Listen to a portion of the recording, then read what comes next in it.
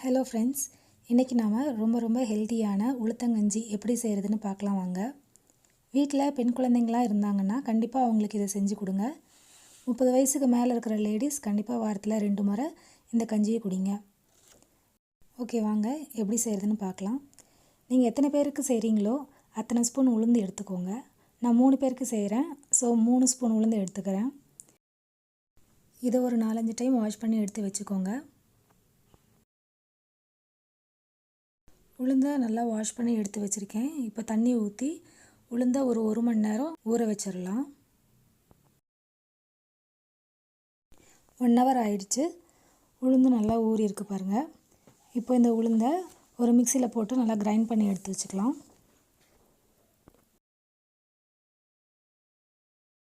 ஒரு பாத்திரத்தில் அரைச்சி வச்ச உளுந்து போட்டுக்கிறேன்.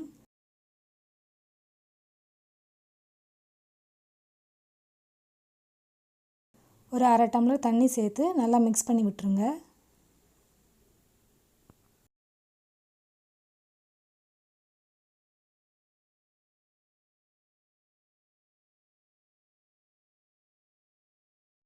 இப்போ ஸ்டவ் ஆன் பண்ணிக்கலாம். ஸ்டவ்வை வந்து சிம்லேயே வச்சு செய்யுங்க. கை எடுக்காமல் மிக்ஸ் பண்ணணும், இல்லைன்னா கட்டி ஃபார்ம் ஆகிடும்.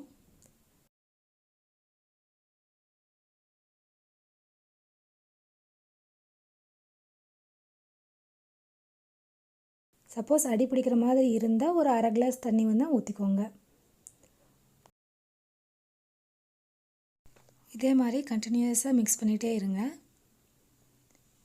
ஒரு 2 நிமிஷம் இதே மாதிரி மிக்ஸ் பண்ணிகிட்டே இருந்தோம் அப்படின்னா உளுந்து வெந்து பாத்திரத்தில் ஒட்டாத அளவுக்கு வரும். அதுதான் வந்து கன்சிஸ்டன்சி. உளுந்து வெந்துருச்சேன்னு அர்த்தம்.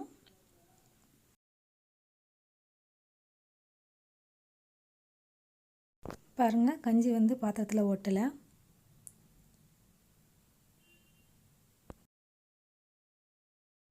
இந்த டைமில் நம்ம பால் ஆட் பண்ணிக்கலாம். காய்ச்சி வச்சு ஆற வச்ச பாலை சேர்த்துக்கலாம். நான் 3 பேருக்கு செய்கிறேன், ஸோ 3 பேருக்கு 3 டம்ளர் பால். ஃபர்ஸ்ட் நான் 1 டம்ளர் பால் சேர்த்துட்டு நல்லா மிக்ஸ் பண்ணி விட்டுக்கிறேன். மாட்டுப்பாலுக்கு பதிலாக தேங்காய் பால் கூட நம்ம சேர்த்துக்கலாம், அதுவும் நல்லா டேஸ்ட்டாக தான் இருக்கும். 2 டம்ளர் தேங்காய் பாலுக்கு 1 டம்ளர் மாட்டுப்பால் சேர்த்துக்கோங்க. ஸ்டவ்வை சிம்மில் வச்சு கலந்து விடுங்க. ரொம்ப ஹையில் வச்சு பண்ணிங்க அப்படின்னா அடி பிடிச்சிக்கும், இல்லைனா கட்டி கட்டியாக ஃபார்ம் ஆகிடும்.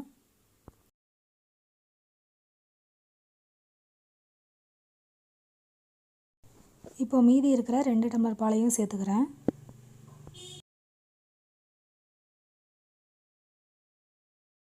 பால் சேர்த்ததுக்கப்புறம் ஸ்டவ்வை மீடியம் ஃப்ளேமில் வச்சு நல்லா மிக்ஸ் பண்ணி விடுங்க. நல்லா கொதி வரட்டும். ஒரு 2-3 கொதி வந்ததும் நம்ம சர்க்கரை ஆட் பண்ணிக்கலாம். கொதிக்கிறதுக்கு முன்னாடியே சர்க்கரை ஆட் பண்ணிட்டீங்க அப்படின்னா பால் திரிஞ்சு போயிடும். ஸோ கொதித்ததுக்கப்புறம் நம்ம சர்க்கரை ஆட் பண்ணிக்கலாம்.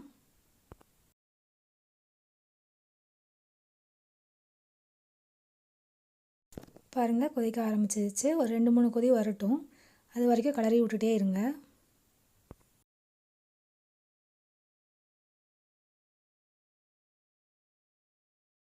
கஞ்சி நல்லா கொதிச்சிச்சு, வாசனையும் நல்லா வர ஆரம்பிச்சிருச்சு.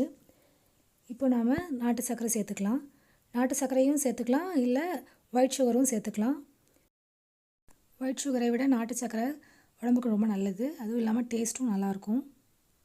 ஸோ நான் நாட்டு சர்க்கரை சேர்த்துருக்கேன்.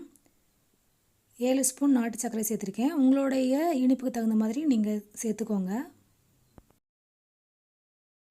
சர்க்கரையெல்லாம் ஆட் பண்ணதுக்கப்புறம் நல்லா கலந்து விட்டுருங்க.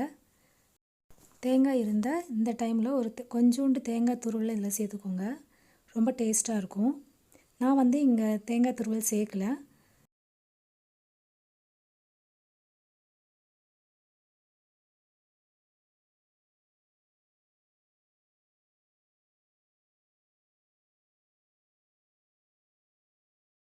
கடைசியாக ஏலக்காய் சேர்த்துக்கோங்க. நான் வந்து 2 ஏலக்காயை இடித்து சேர்த்துருக்கேன். ஏலக்காய் பவுடராகவும் சேர்த்துக்கலாம். ஸ்டவ்வை ஆஃப் பண்ணிடுங்க. அவ்வளோதான், ரொம்ப ஹெல்த்தியான உளுத்தங்கஞ்சி ரெடி. இந்த வீடியோ பிடிச்சிருந்தா லைக் பண்ணுங்கள், சப்ஸ்கிரைப் பண்ணுங்கள்.